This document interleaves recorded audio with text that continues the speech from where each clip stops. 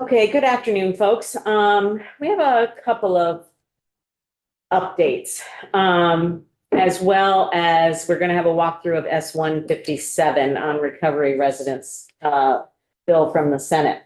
First off, I think it was probably fairly predictable, that the language that we sent over on pre-K, this is a pre-K update, to the House Committee on Education. Well, let's just say, I think some of you watched the testimony yesterday and saw that there were a number of questions. And I guess I would say that I didn't, or Vice Chair here and I didn't really leave feeling like we were on the same page. Both in, I guess, what I would say in the underlying Intent. the underlying intent of making sure that pre-K is part of the educational system. And we recognize that it has differences from the K to 12, piece of it, and that's the mixed delivery system. Really, despite the testimony that we took and the facts that we laid out for them, they do not feel like they have sufficient time to make the kind of what they consider sweeping changes that we were proposing. We had a meeting at lunchtime, and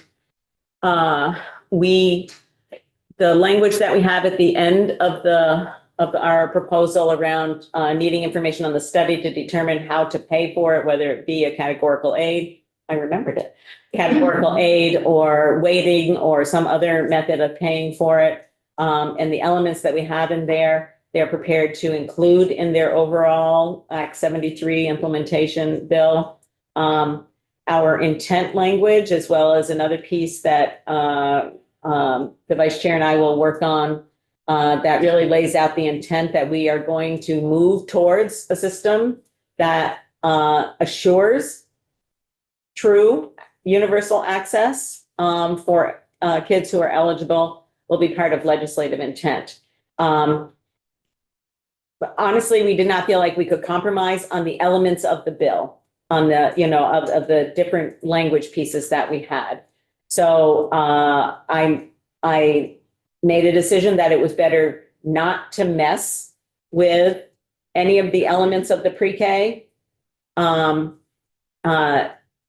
opposed to sending what I thought would be a wrong message. So if it were going to pull back on universal access, for instance, or if it was going to pull back on access to or the equal payments and things like that. So what at least as far as I know, at 2:24 this afternoon, the language that will be in what comes out of the Ed Committee and then moves to Ways and Means will be the language that we had on the study, the elements for the study, and two pieces of intent language. And everything in between is going to have to wait for another day. But we're not giving up on it.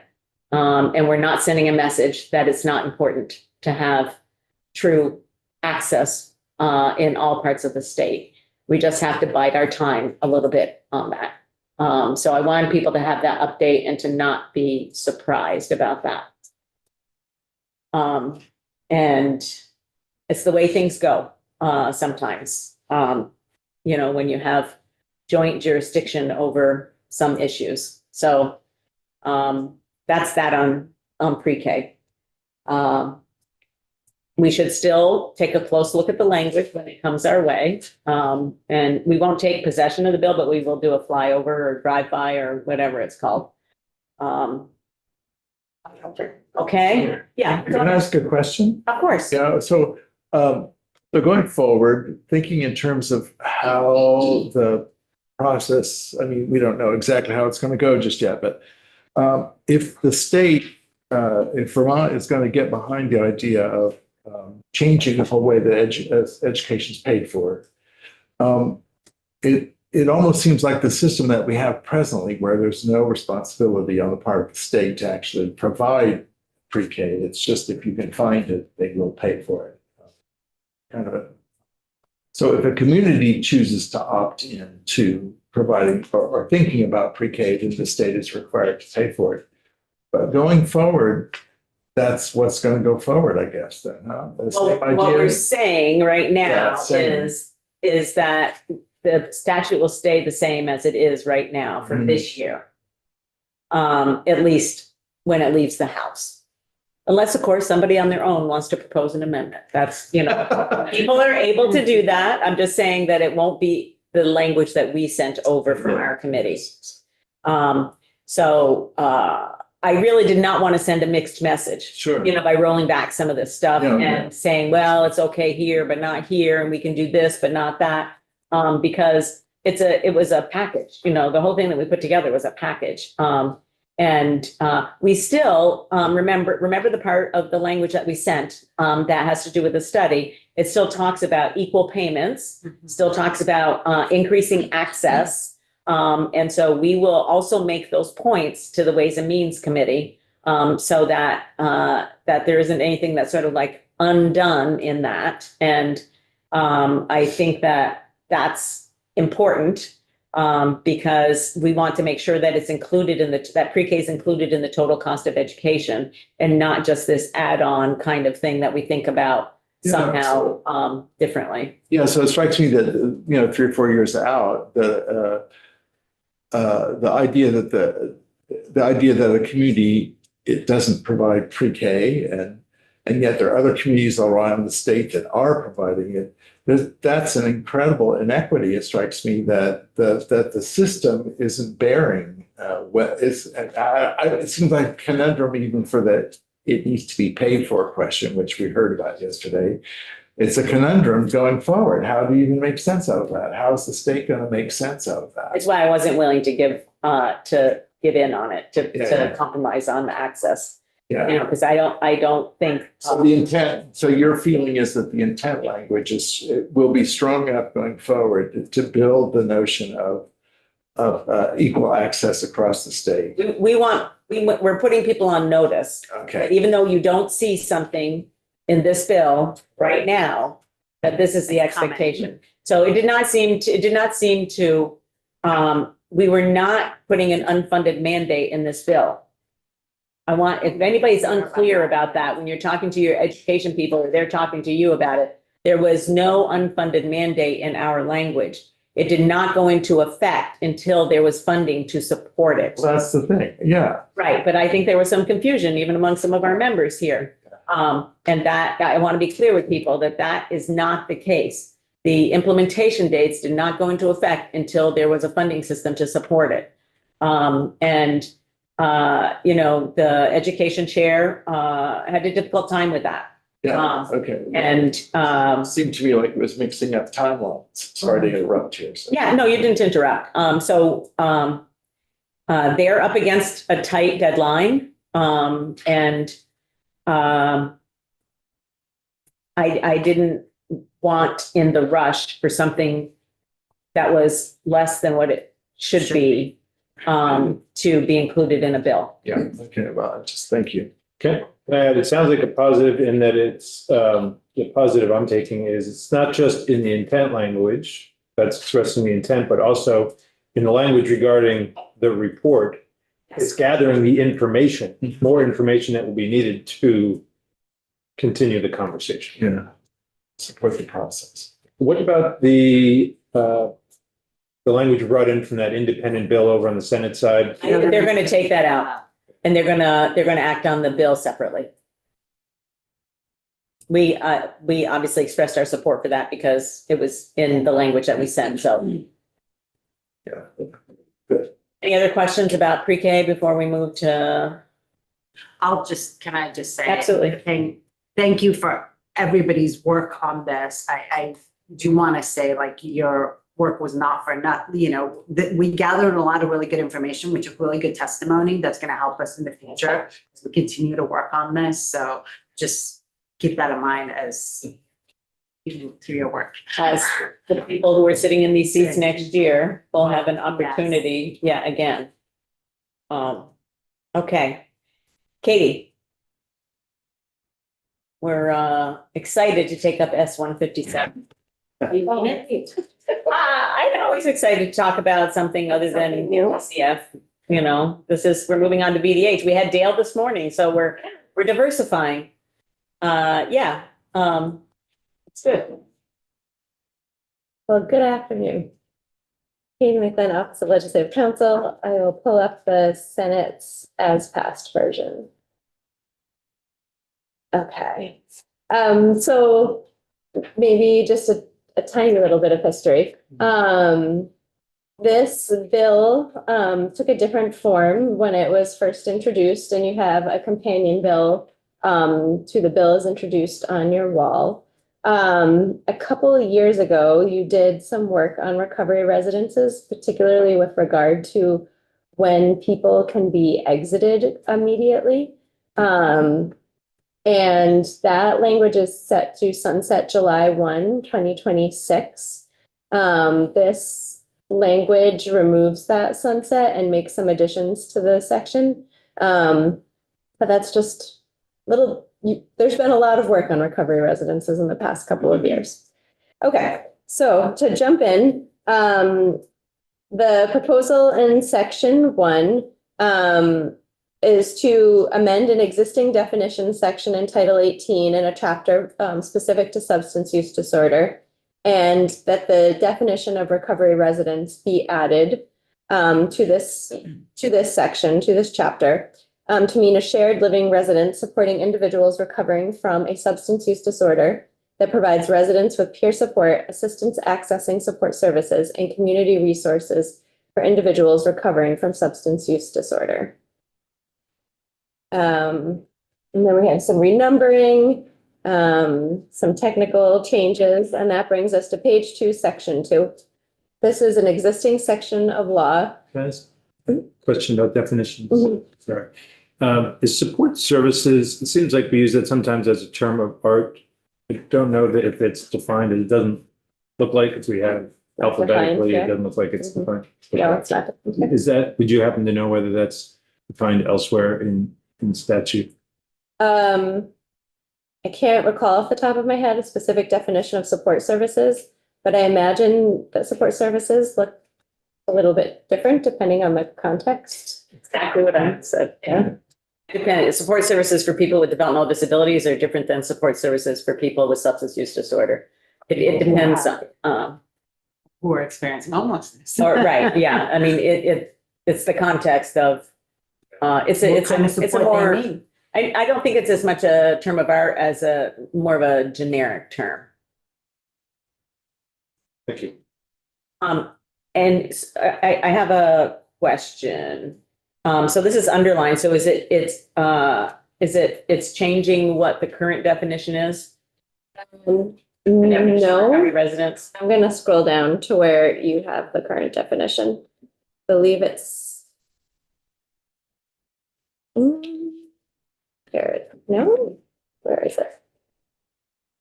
So right now you have this definition of recovery residence.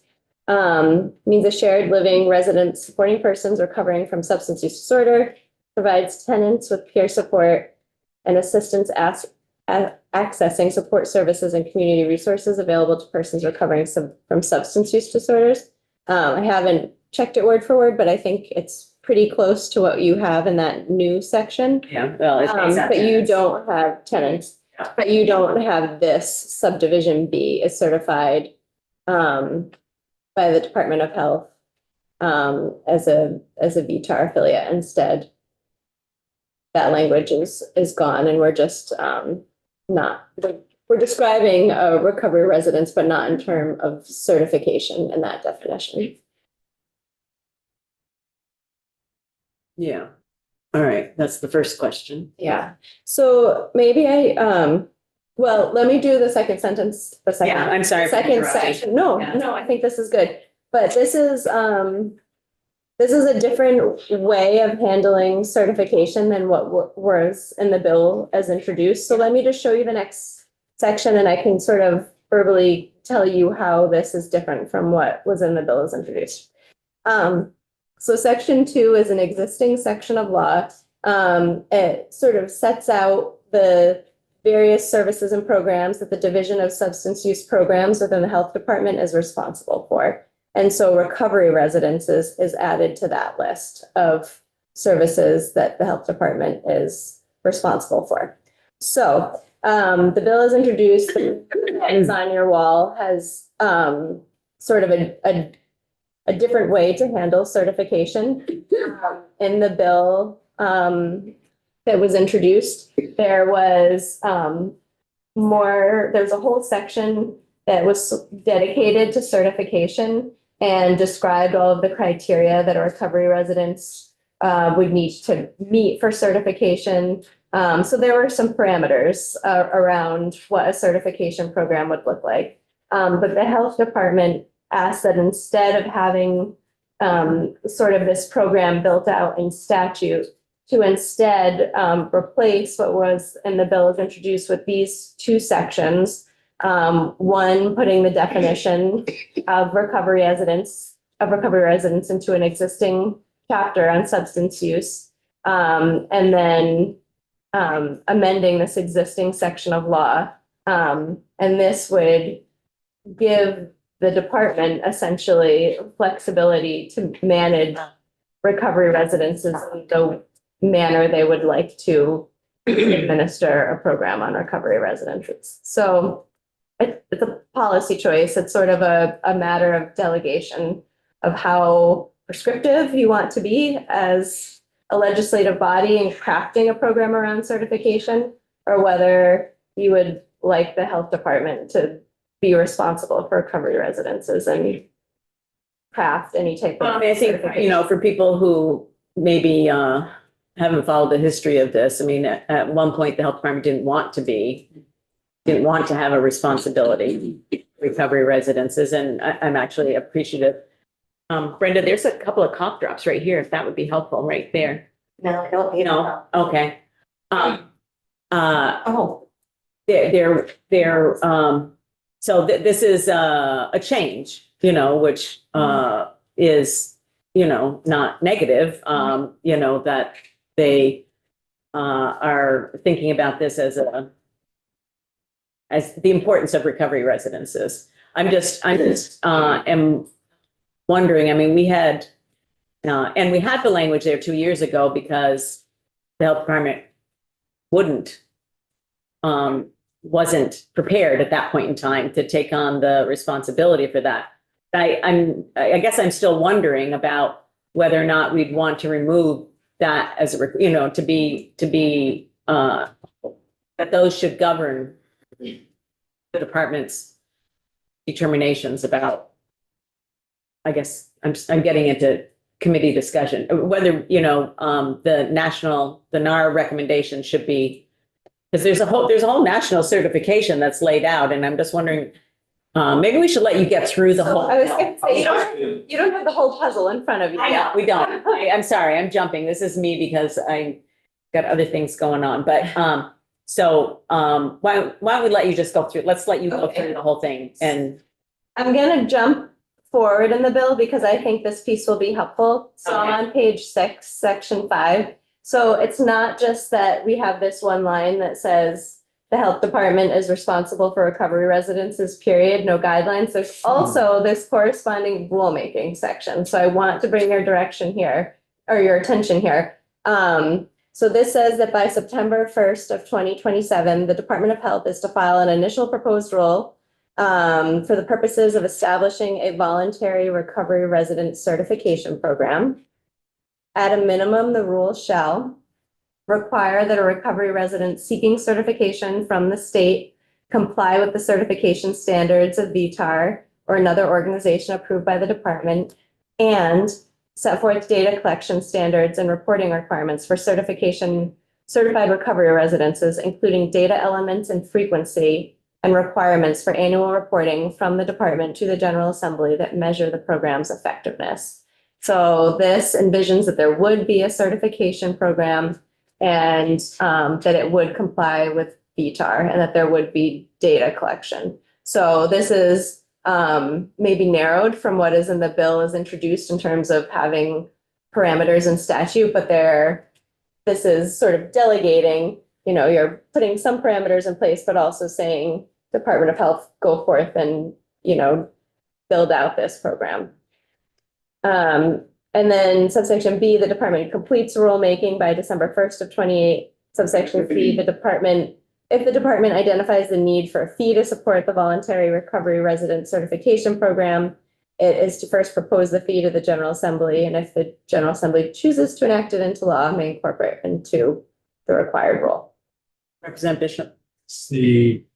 Are there anything in this bill or in discussion that you can share with us about going with this carrot approach, if you will, of voluntary certification? Is it a carrot to something else? Are you able to access funds that if you're not certified, you can't, or you're accessing something at a higher fee? Mm-hmm. I mean, there's no language to that effect in the bill, that there is like a higher reimbursement rate for being Yeah. certified. In practice, that might be part of I'm the just wondering what comes from a calculation. two-year rulemaking process, or I know, I was wondering about we can ask the department when they get here, but 2028 seemed like an awfully long time to adopt rules for something that there are models. you know about, right? It's not like it's new topics. They're pretty much already practicing. Right. It was, yeah, so I'm sure that there's a reason, and it's better to have them to explain than, yeah. I got that too. I'm like, that seems like a long time. So I'm gonna go backwards now. So now I'm coming back to section 3. So this section 3 is in the chapter on landlord tenant obligations. And there's this subsection B, I want to say it was added 2 or 3 years ago. And it allows a recovery residence to immediately exit or transfer a resident if all of the following conditions are met. It might be worth your time to go through the existing law because it's there's a lot in it. So the recovery residence has developed and adopted a residential agreement, and that agreement has to have a lot of components in it. So the agreement first, it would contain a written exit and transfer policy approved by VTAR or another certifying organization approved by the Department of Health. And that written exit or transfer policy must address the length of time that a bed will be held in the event of a temporary removal. It must establish the criteria by which a resident can return to the recovery residence in the event of a temporary removal. And it also has to ensure that a resident's possessions will be held for not less than 60 days in the event of a permanent removal. Also, in this agreement, it needs to explain the recovery residences program rules and social standards. That's new language being proposed, this subdivision 2. It must designate alternative housing arrangements for the resident in the event of an exit or transfer, including contingency plans when alternative housing arrangements are not available. It must describe the recovery residence's substance use policy, which shall exempt the use of a resident's valid prescription medication when used as prescribed.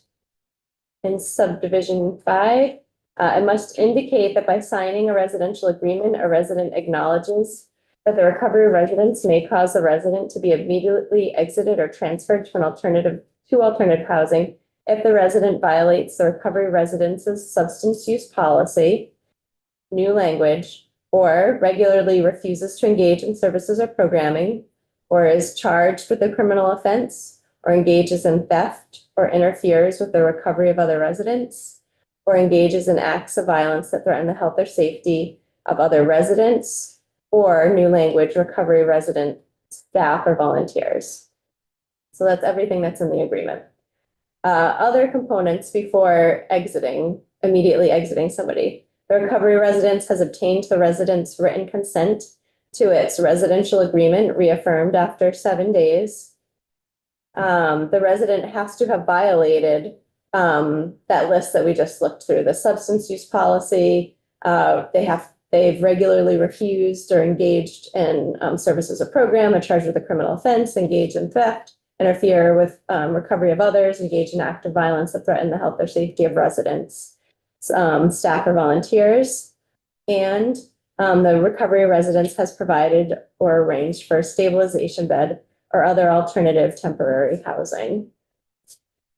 So those are all the components that have to be met prior to immediately exiting somebody. Can I ask a question? So, yeah, exiting is the term that I remember us using previously, Mhm. but then, in the section that you're referring to previously, it said removal. It was referring to the removal of the resident. I wonder if removal was temporary and exiting is permanent. We don't have definitions, but that would be my take on it. Temporary removal Yeah, it says temporary removal. and then permanent removal. I'm not sure how what the difference is. Right, just something. Permanent removal and exiting. I Yep. think we should think about that. Okay. Page 5.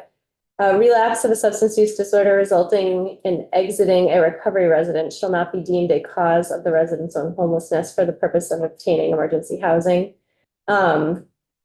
Downstairs, the Department of Children and Families did recommend removing this as it is no longer, I guess, part of the program rules for emergency housing, that somebody could be removed from this. The committee declined to make the change in the event that this once again is a programmatic requirement for as part of an emergency housing program.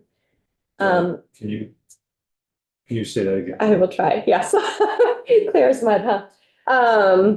So the DCF suggested through the health department that this subdivision 2 be struck because this ability, under existing rules that they're operating under, the recovery residents having a relapse or substance use disorder wouldn't be considered, you wouldn't be deemed to be the cause of your own homelessness under their rules. So they were saying it's not necessary anymore.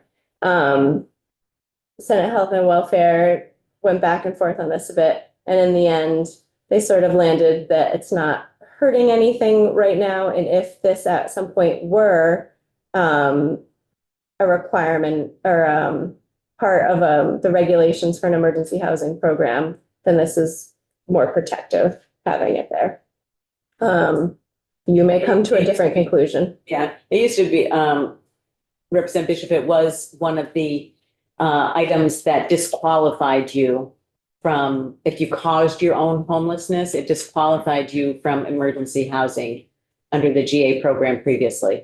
So this was our attempt 2 years ago to say, a relapse in something that is a chronic and lifelong issue is not a reason to say you've caused your own homelessness. And DCF is saying, well, we don't use that rule, and that's not part of the rules anymore, which that's actually what stuck in my head when I first read that. I said, like, oh yeah, well, it's not in 938, it's not part of the rules. But I also understand it's not really hurting anything if somehow the rule would change in the future. Peter's on intent, Yeah, active language. yeah. So subdivision 3 is the definition of recovery residence. It now cross-references the one we started with. The obvious difference being the required, part of the definition had been certified. So now if we're just cross-referencing the definition up above that doesn't use certification, this would apply to all recovery residences, regardless of whether or not they're certified. Okay, I need you to say that again. So we have this definition of recovery residence. You see all the strike throughs, including strike through that this is that recovery residence means that it's a certified organization. And instead, we're saying that recovery residence has the same meaning as the definition that we looked at up above. The definition we looked at up above doesn't have a requirement that a recovery residence be certified. So by adopting that definition of recovery residence, this language that we looked at about exiting somebody applies to all recovery residences meeting that definition, and they wouldn't have to be certified because the certification language in the definition is no longer part of the definition. Was that? I understand what you're saying. I'm trying to, think back to, when we passed this legislation, we had intent that, at some period of time, that all recovery residences would be certified, because there's different levels of certification. And so that's just something to contemplate, committee members, about whether or not we're really okay with not having a requirement for certification at some point in time. But as written with respect to that language, it's providing a broader population with an increased level of protections. And that's the intent of redefining it here without the word certification, as we want to support a broader population of residents. Well, I think what we should do, because this makeup of this committee has changed since we did the first bill. We will have witnesses that we're lining up that can explain to us the different levels of certification and what's involved with each. And, I think we'll have to have some discussion about whether we think we want those protections to apply to everybody, but they could still apply to everybody if we included certification in the definition of a recovery residence. But it's a policy decision for us to make based upon availability and, what's the status of where people are at now? What are people's intentions? At the time, we received testimony that the intent was moving towards certification of all. Even, like I said, there's different levels of certification. But, we'll hear testimony from the department. There's been a shift in the department's stance on this. And so that's a positive outcome, and is something that we didn't have when we had work on this topic 2 years ago. So the landscape has changed, and we have to think about how that landscape has changed. And, I think it's changed, mostly for the good on that. Two more sort of notes on this section. So as I said at the beginning, this language that we just looked at, this subsection B with exit policy, is currently set to repeal. So this is the strike through that would make it permanent law.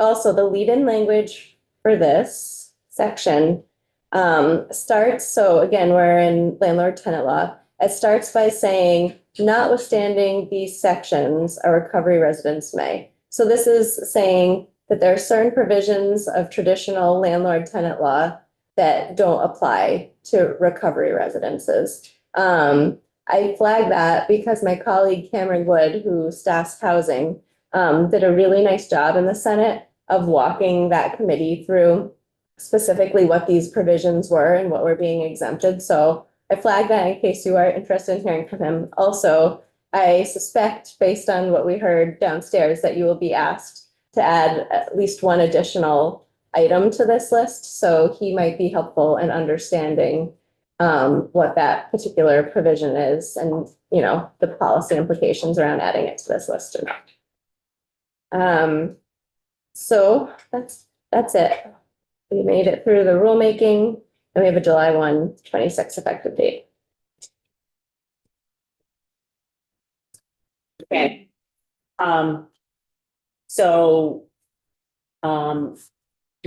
Well, first off, do people have any other questions for Katie about what the bill says?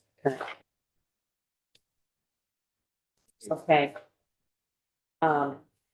So we are going to begin testimony on this bill tomorrow, says the whisper from my left.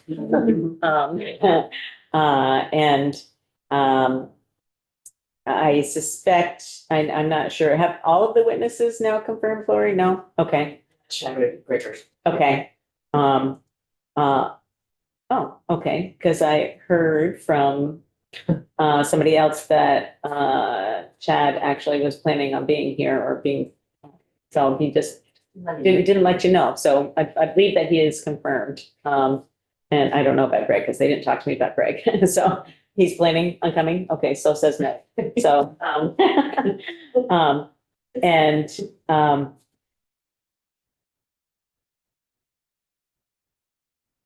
excuse me. Yeah. So, I would also like to, and I'm saying this, mostly for you, Nick. We would like to hear from people with lived experience. People who, if people can point to us, folks who have actually gone through the exiting process and then were welcomed back into the home, or how they experienced the process, I think it's important for us to hear that. I have former Representative Small talking in my right ear, because I know that that was it was a concern for all of us, but she particularly articulated that. And so we would like to see how, if we're going to make this permanent, we would like to see the impact on people who have experienced it. If that's possible, if you can talk to some of your folks, that would be great. And then touch base with Lori. So we have right now, we have VDH testifying. We have the director of VTAR, and we have the director of the Vermont Foundation of Recovery and a recovery house. We have the person from Jenna's Promise, and we have legal aid. And like I said, I'd like to have some people with lived experience. So if there are other people that you want to hear from on this bill, just let me know. And Katie, you said you were referring to your colleague, Cameron Wood. Would you say again the aspects? So he was working with the housing committee.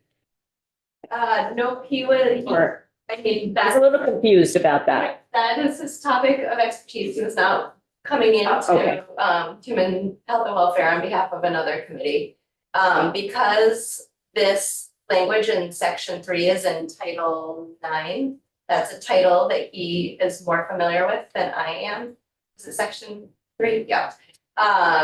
And so he could give you more context about what provisions of landlord-tenant law are currently exempted and existing law, and explain the policy implications around that, as well as any new proposals to add new exemptions. He could help you understand that. Okay, Yeah. all right. So Lori, we'll have to add Cameron Wood to the list of witnesses. Thank you. Okay. Are there any other thoughts about this bill that you'd like to hear from?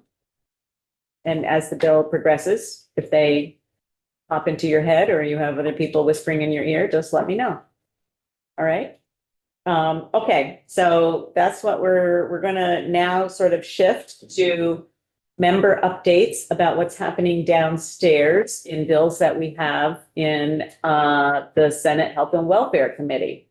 So I know Esme's been down there, you've been down there, and Eric has been down there. Well, you were talking, didn't you just say you were down there this morning?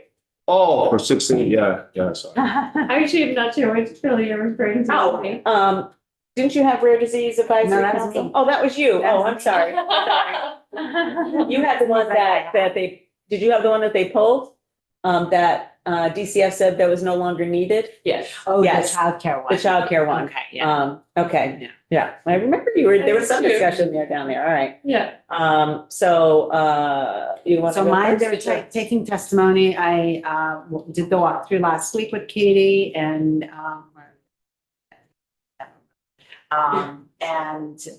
they're taking testimony this week. There's no questions or. Okay, No. all right, that's good. That's good. And Eric, do you have any From any thoughts 660? about from 660 and what they were talking about downstairs? just after walking on through, like I said, they said they were gonna put some more time into the bill and said they needed to put a little bit more work into it, whatever that looks like, I don't know. I think they're gonna do what you had mentioned and just. Around money prevention back. services, yeah. And keep all the other, allocations as is. Okay, I don't see them. But I've known I've been wrong more than I've been right. But I truly believe I can't, think that they're gonna, mess around with any of the funding that's already been allocated to the agencies that have been recommended for it. all right, that sounds good. I think that's my only concern. Yeah, I don't care how they get it, as long as they get it. yeah. Did they happen to raise any questions about the pause in funding for next year? No. No, it's just, it's an unusual thing, so, to do that, so. I was just curious about that. Speaking of prevention, the BDH folks have been hot to get us to have some testimony on prevention, and they asked for more time.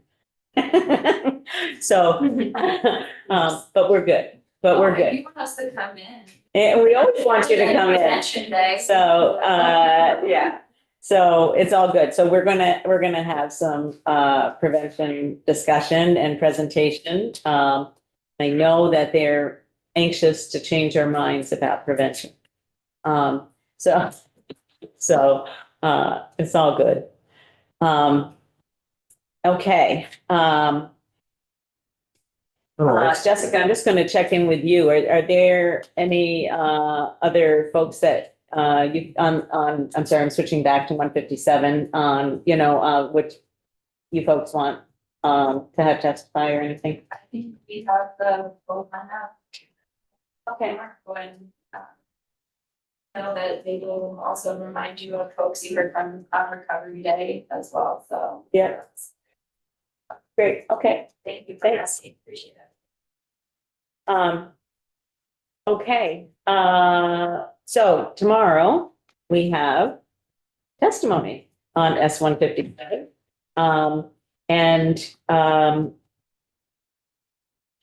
Do we have DCF confirmed on the? Deputy Commissioner Ivey, Okay, Nancy Barron, and Nancy Miller. okay.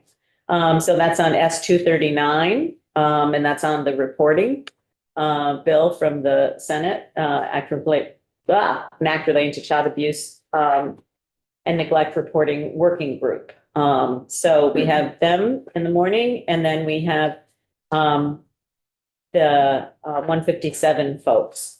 And then after the floor, after we gavel out of the floor, which we're not going to have a big agenda tomorrow, but we are going to be having a caucus of the whole on education after the floor. We just got notice about that. I popped up on my email. So I think that's an update on education. So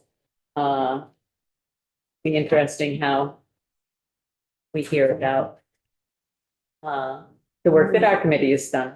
We have scheduled Helen for 2:30. I think that'll be okay. I think that'll be okay. We might. Yeah, yeah. We do have Helen Layton coming in to, she represents the residential care and nursing facilities. And so she's coming in to offer their perspective about some of the things that we heard today from, Diva and Dale, and they have data that they've been collecting from their members. So, that will help us to sort of round out that picture a little bit. So that would be tomorrow's agenda. And just a reminder, I won't be here in the afternoon, tomorrow. So, okay, so huh? Try and keep it. Yeah, okay. So you have, the rest of the next hour or so to work on, constituent work or other research relating to the bills that we have popping around. Lori, you have anything else that we should know about? You're good? All right.